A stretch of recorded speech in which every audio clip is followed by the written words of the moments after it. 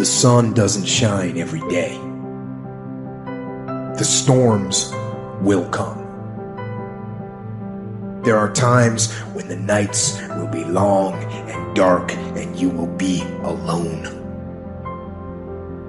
There will be times when the darkness seems to consume everything.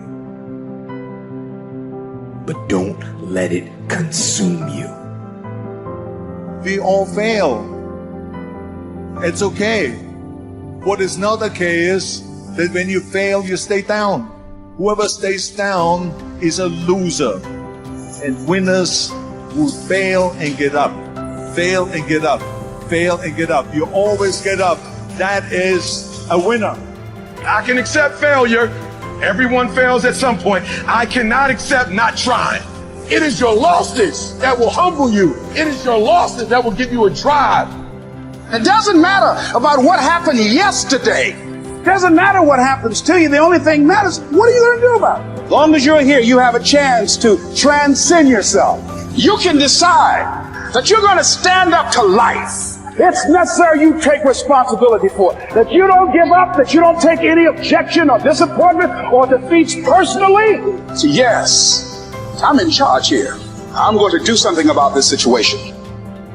When you embark this journey, you must know that it's going to go down before it comes up. But when it comes up, it's going to go so much higher than you've ever been. Sacrificing today for tomorrow's betterment. But if you didn't know that, you didn't prepare for that, you think something's wrong, maybe it's time to stop. No, it's time to move even further. You have to be equipped mentally to endure this process. Knowing what you're about to go into is step one. Knowing it's an uphill battle, but a winnable one and one that's achievable. Only those who are willing to risk going too far can possibly find out how far one can go. I want to see how far I can go. I want to see what I can accomplish. I want to see what I can do, what I can be, what I can have. I want to see. I don't want to see what I think I can do. I don't want to see what I think is possible. I want to see what my life would look like if I didn't count the cost. Because if you count the cost and you see how much it costs, you might quit. So you got to go in knowing that I don't count the cost. I do as many push-ups as it takes, as many sit-ups as it takes, as many reps as it takes. I pay whatever the price is. You get to a point when you don't count it. You just do whatever it takes to get whatever you want. So you got to consider before you start anything, what is a commitment level? If you commit to something, you don't stop until you win. Wake up in the morning, you rise and you grind. You join that health club, don't quit. You started that business, don't quit. Your mind has got to be steadfast. Your mind's got to be locked in, no matter what. Because we are champions. We never quit.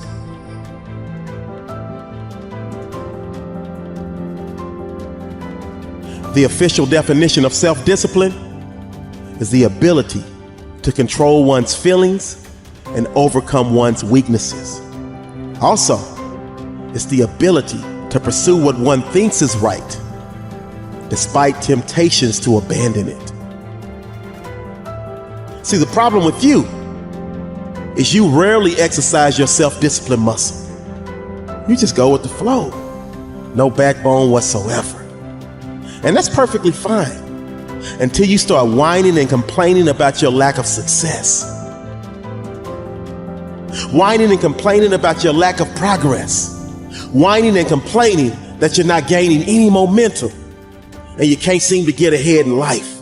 You're wasting a bunch of percentage here. We have 80 more percent that we're not tapping into because in this other 80% is suffering, pain, failure,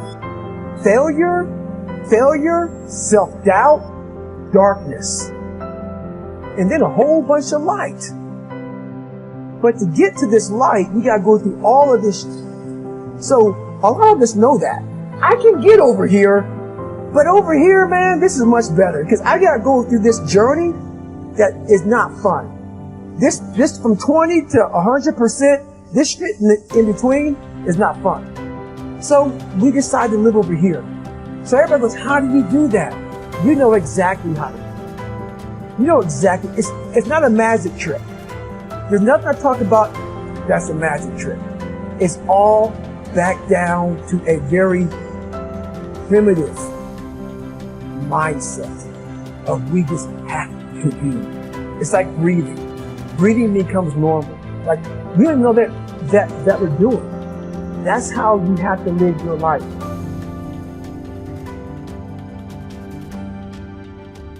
Truth of the matter is that you have a lot of potential as a child, but none of that is capable of manifesting itself as freedom before you become disciplined. And discipline is a matter of the imposition of order, and the order is necessary, especially for people who are hopeless and nihilistic. And what does it mean? Well, it doesn't mean, geez, I hate getting up at 8 o'clock in the morning to get ready for work. That just means that you're not very disciplined, or maybe that it might mean something deeper. But I'd start with lack of discipline before, rearranging your whole life. Because you might say, well, I hate getting up at 8 o'clock in the morning no matter what I'm doing, and then it's not your job. I don't mean don't do difficult things. I mean, watch yourself, and if you see that you're doing things that make you hate yourself, then consider the cost of continuing. If something's valuable, you'll make sacrifices to attain it.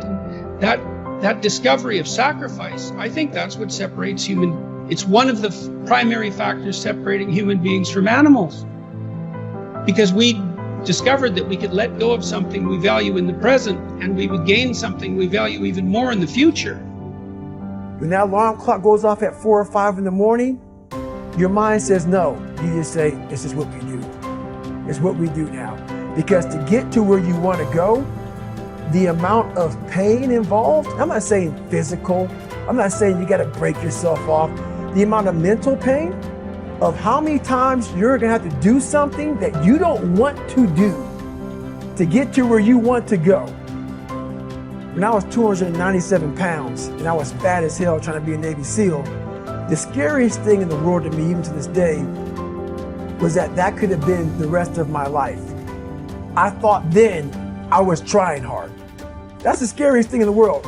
I thought then, 297 pound, working for Ecolab, spraying for cockroaches, making $1,000 a month.